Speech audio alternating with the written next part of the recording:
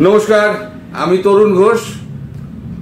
আমি জানি সবাই অধীর অপেক্ষায় রয়েছেন যে শেখ হাসিনার সঙ্গে তুলসী গ্যাবার্ডের কি কথাবার্তা হলো।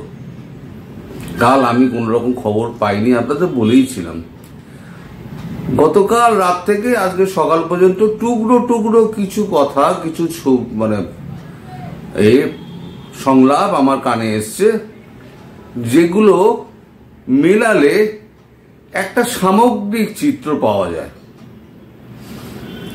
যেমন ধরুন, এই বৈঠকটা হওয়ার আগে অজিত দোভালের সঙ্গে যখন কথা হয় তুলসী গ্যাবার্ডের, তখন তুলসী গ্যাবার্ড বলেন একেবারে কেঠো বৈঠক না করে যদি একটু ঘরোয়া আলাপ আলোচনার মধ্যে দিয়ে বৈঠকটা শুরু করা যায়, তাহলে প্রধানমন্ত্রী শেখ হাসিনা অনেকটা ফ্রি হতে পারবেন, তার মত ছিল।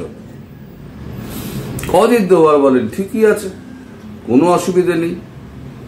সেখানে উপস্থিত ছিলেন রবি সিনহা, আমাদের যিনি রয়ের যিনি চিফ ডিরেক্টর, যিনি তা তিনি টোটাল মিটিংটায় কোনো কথাবার্তাই বলেননি, শুধু মুচকি মুচকি হেসেছেন, আর কিছু বলেননি। মিটিংটা বেশ ভালো হয়েছে এবং সেই মিটিংয়ে অজিত দোভাল একবার ধমক খেয়েছেন প্রধানমন্ত্রী হাসিনার কাছে। শুনে হয়তো আপনাদের অবাক লাগবে, এটাই ঘটনা। ব্যাপারটা হয়েছে, শেখ হাসিনার সঙ্গে যখন দেখা হলো, প্রথমে কুশল বিনিময় এবং তারপরেতে একে অন্যের স্বাস্থ্যের খোঁজ খবর নেওয়া, কেমন আছেন, শরীর কি অবস্থা, ঠিকঠাক চিকিৎসা হচ্ছে কিনা আপনার, এই সমস্ত প্রাথমিক কথাবার্তার মধ্যে দিয়ে ওনাকে অনেকটা সহজ করে নেন তুলসী গ্যাবার্ড। এরপর তিনি অভিযোগ করেন, আমি শুনেছি আপনি নাকি চিকিৎসকদের কথা শোনেন না। তখন পাশে যে নার্স দাঁড়িয়েছিলেন, যিনি সেনাবাহিনীর নার্স, তিনি বলেন হ্যাঁ ঠিক বলেছেন আপনি। তখন অজিত দোভাল বলেন এক্স্যাক্টলি।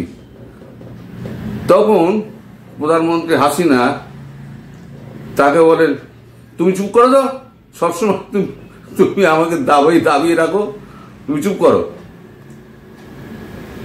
তো তারপরে তুলসী গ্যাবার্ড তারপরে আর কোনো কথা বলেননি।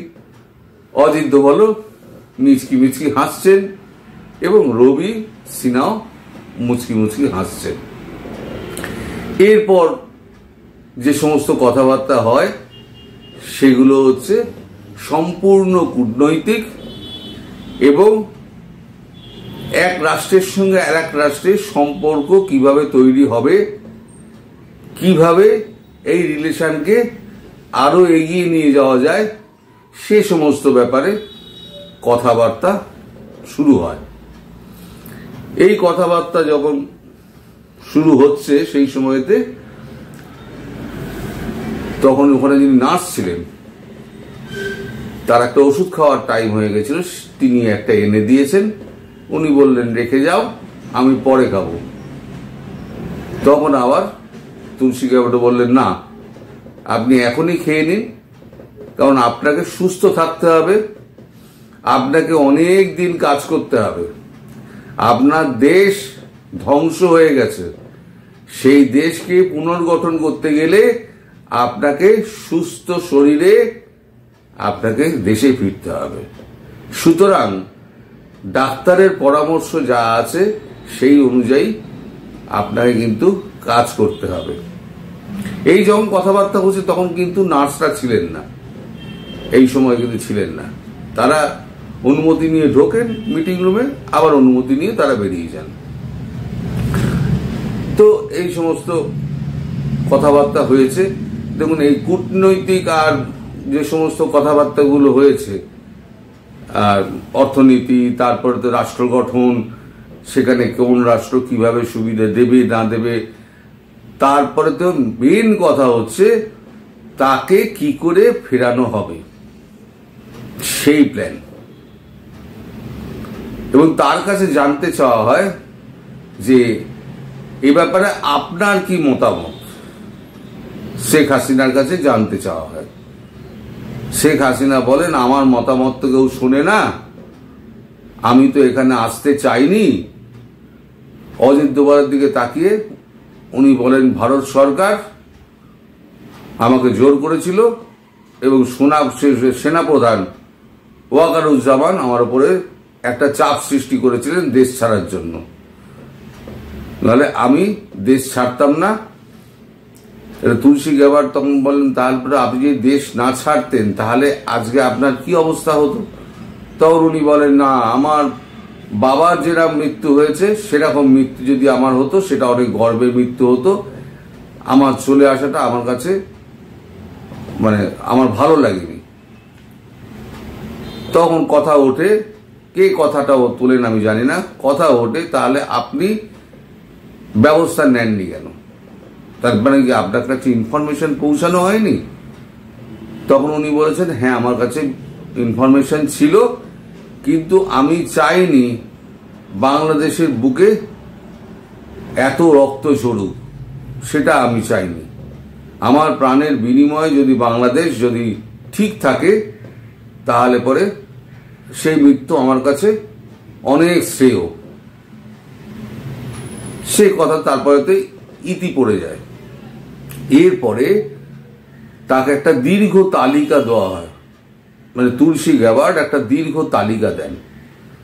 সেই তালিকাটায় বাংলাদেশের ডিজিএফআই থেকে আপনার সমস্ত সেনা সদরগুলোর কোন কোন সদস্য তারা জামাতিদের সঙ্গে যুক্ত আছে, হিজবুতের সঙ্গে যুক্ত আছে, আল শামস আল বদর তাদের সঙ্গে যুক্ত আছে, এটা জামাতেরই একটা অংশ, একদম পুঙ্খানুপুঙ্খভাবে তাদের নাম উল্লেখ করে তাদের ডেজিগনেশন উল্লেখ করা আছে যে এদের সম্পর্কে আপনাকে ব্যবস্থা নিতে হবে। এছাড়া কিছু সাংবাদিক, কিছু আপনার লেখক, বুদ্ধিজীবী এবং ওনার দলের কিছু নেতা যারা ব্যাকস্ট্যাবিং করেছিল, সেরকম একটা লিস্ট ওনাকে ধরিয়ে দেওয়া হয়।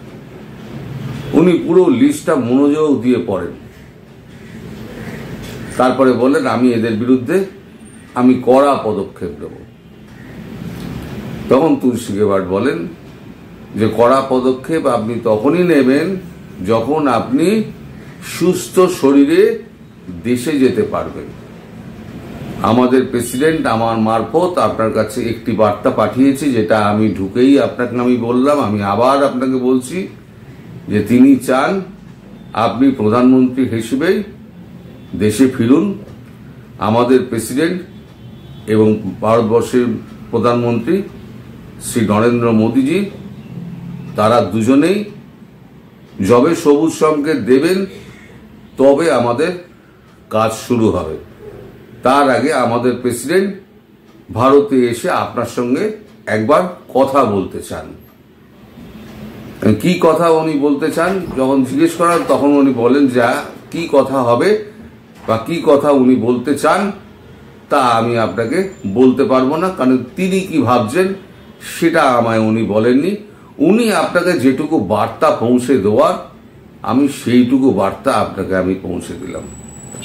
এর বাইরে দর্শক যে সমস্ত কথাবার্তা হয়েছে, আরো অনেক কথাবার্তা হয়েছে, কিন্তু সেগুলো আমি জানি না, সত্যি কথা বলতে জানি না। আর যদি জানতামও তাহলে পাবলিক প্ল্যাটফর্মে সেগুলো আলোচনা করার মতো বিষয় নয়। ফলে আমি এখন সেগুলো নিয়ে আপনাদের কোনো মন্তব্য করতে পারবো না। এই যে বললাম, এতেই দেখবেন কত অনেকে বলবেন গল্পটা ভালো লাগলো, আর কত গাঁজা খেয়ে বলবেন, এ অনেক আমায় শুনতে হবে। আমি আগেও শুনেছি, এখনো শুনছি, ভবিষ্যতেও শুনবো। তো যাই হোক, আমার বলার কথা আমি বলে যাব, বিশ্বাস করা বা না করা, গুজব বলা কি না বলা তাদের ব্যাপার, আমার কিছু যায় আসে না। এখন ব্যাপারটা হচ্ছে যতক্ষণ না তার ব্যাপারটা দাঁড়ালো এইটা, যতক্ষণ না পর্যন্ত ট্রাম্প সাহেব এখানে আসছেন এবং মোদিজির সঙ্গে ট্রাম্প সাহেবের কথাবার্তা হবে। সেখানে ট্রাম্প সাহেব আবার হাসিনার সঙ্গে কথাবার্তা বলবেন, বলে একটা গ্রিন সিগন্যাল দেওয়া হবে।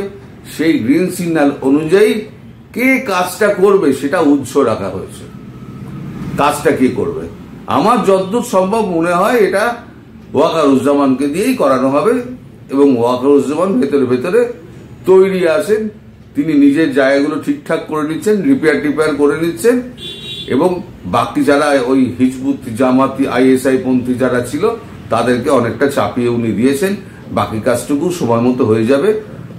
তাহলে পরে ভবিষ্যতে আপনাদের প্রধানমন্ত্রী শেখ হাসিনা খুব শিগগিরই আপনাদের দেশে সুস্থ অবস্থায় ফিরে যাবেন, এবং তার আগে যা সাফাই কাজকর্ম আছে সেই সাফাই কাজকর্ম দুই দেশ মিলে হোক বা এক দেশ মিলে হোক, যেভাবে হোক সেই সাফাই কাজকর্ম সমস্ত সম্পন্ন হয়ে যাবে।